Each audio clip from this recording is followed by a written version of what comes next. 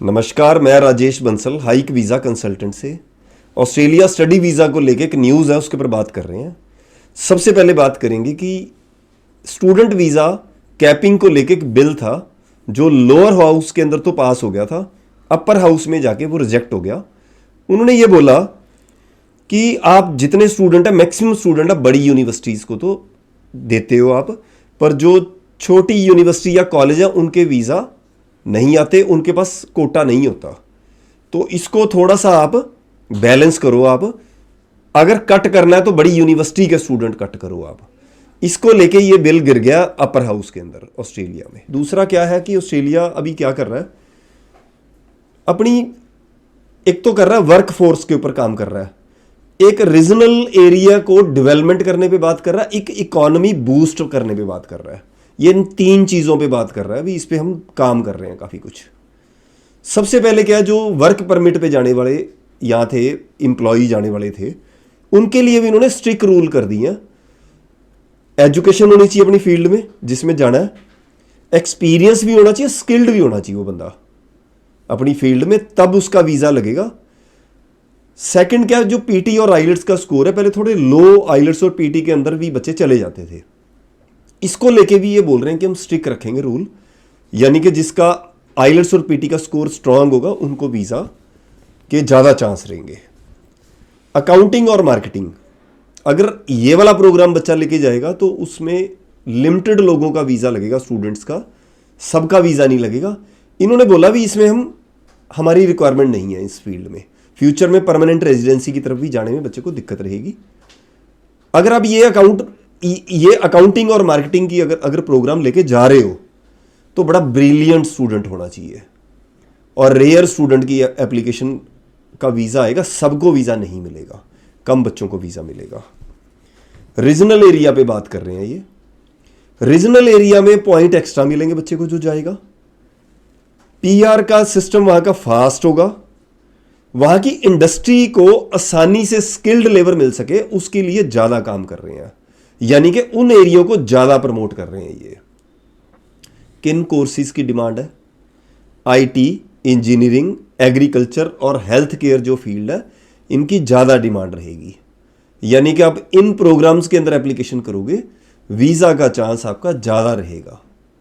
हालांकि ऑस्ट्रेलिया में वीज़ा एक लक वाली बात ज़्यादा हो गई है, जिसके पास सारा कुछ बड़ा परफेक्ट है उसका वीज़ा का ज़्यादा चांस रहेगा। अगर आपकी एप्लीकेशन में फैमिली की इनकम में प्रॉब्लम है, बच्चे की परसेंटेज में प्रॉब्लम है, बच्चे ने किसी नकली से कॉलेज के अंदर एडमिशन ले ली, तो दिक्कत आपको आ सकती है। इस चीज़ पे फोकस करना है। मेलबर्न सिडनी को लेके क्या बोल रहे हैं? मेलबर्न और सिडनी में जो बच्चा एप्लीकेशन करेगा उसको वीज़ा में परेशानी रहेगी। अगर बहुत ज़्यादा ब्रिलियंट स्टूडेंट है तो उसको मिल सकता है वीज़ा। फ्यूचर में परमानेंट रेजिडेंसी को लेके भी उसको दिक्कत रहेगी, यानी कि पहले तो वीज़ा में दिक्कत रहेगी, फ्यूचर में जब उसको परमानेंट रेजिडेंसी डालेगा तो उसको बाकी जो रीजनल एरिया के मुकाबले उसके ऊपर ज़्यादा स्ट्रिक्टनेस रहेगी, उनको मुश्किल से वीज़ा मिलेगा।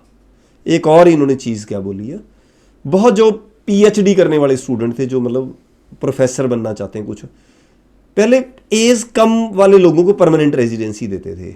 अब जो एक ब्रिलियंट लोग होंगे जो मतलब पीएचडी कर रहे हैं, कुछ और कर रहे हैं, ऐसे बहुत सारे लोग परमानेंट रेजिडेंसी की तरफ से रह जाते हैं।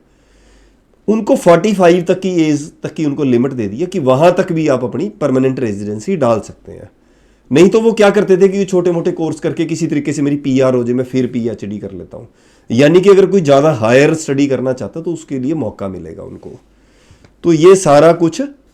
अब एक और चीज़ उन्होंने बोली है बहुत ज़्यादा, 2022 में स्टूडेंट्स थे 4 लाख वहाँ पे, यानी कि जो पिछले अगले स्टूडेंट मिला के 2024 तक इन्होंने काउंटिंग इन्होंने की अपने हिसाब से 8 लाख के आसपास हो गए। अब यानी कि इस जो काउंटिंग को कम करना चाहते हैं लोग, यानी कि इसमें क्या ढूंढेंगे ये लोग कि जिसकी कुछ भी नुक्स निकलेगा तो उसको वापस भेजने की कोशिश करेंगे। यानी कि कोई बच्चा यहाँ से बैचलर डिग्री में गया, वहाँ जाके उसने डिप्लोमा में एडमिशन ले ली, कोई बच्चा मास्टर डिग्री में गया, उसने कुछ आगे छोटा मोटा कॉलेज ले लिया, कोई नकली सा कोर्स करने लग गया, तो उन लोगों को चेक करके फ्यूचर में उनको वापस भेजने की कोशिश करेंगे। यानी कि अगर आप यहाँ से बच्चा आपका स्टडी लेके जा रहा है ऑस्ट्रेलिया, उसको स्टडी भी बड़ी शानदार करनी पड़ेगी और एक्सपीरियंस अपनी फील्ड में करना पड़ेगा, और अगर पूरा प्रॉपर अपनी एप्लीकेशन को स्मूथ रखेगा तो फ्यूचर में सेटलमेंट की तरफ 100% जाएगा। 99% पेरेंट्स को क्या कोशिश करनी चाहिए, प्रमोट करना चाहिए रीजनल एरिया को। पर अगर बच्चा आपका आईटी का तो उसको फिर देखना चाहिए ब्रिस्बेन की साइड भी जा सकता है, या कुछ ऐसे सिटीज़ को भी बच्चा पकड़ सकता है कि क्योंकि आईटी का जो सेक्टर है वो हर जगह उसके लिए जॉब्स नहीं होती। तो सही से एप्लीकेशन लगाएंगे बच्चे की, अगर एप्लीकेशन की एलिजिबिलिटी नहीं बनती तो हम कंट्री दूसरा में चूज़ करना चाहिए। कई बार क्या होता है कि हम 6 मंथ और साल अपना वेस्ट कर देते हैं बच्चे के चक्कर में, बच्चे की जीटी नहीं क्लियर होती। कई बार क्या होता है फीस भी पे कर दी, एम्बेसी में एप्लीकेशन भी चलेगी, इस सेशन के अंदर वीज़ा नहीं आया, नेक्स्ट सेशन के लिए उन्होंने डेफरी नहीं दिया यूनिवर्सिटी ने, और एम्बेसी फीस वापस नहीं आती। एप्लीकेशन उसी को करनी चाहिए, एक तो टाइम पे एप्लीकेशन करनी है, ज़्यादा आप नियर का जो सेशन ले रहे हो तो आपको दिक्कत हो सकती है, यानी कि आपको हो सकता है आपकी एप्लीकेशन डेफरी यूनिवर्सिटी आपकी करे या ना करे। सही से एप्लीकेशन लगाएंगे, प्रॉपर लगाएंगे तो वीज़ा भी आएगा।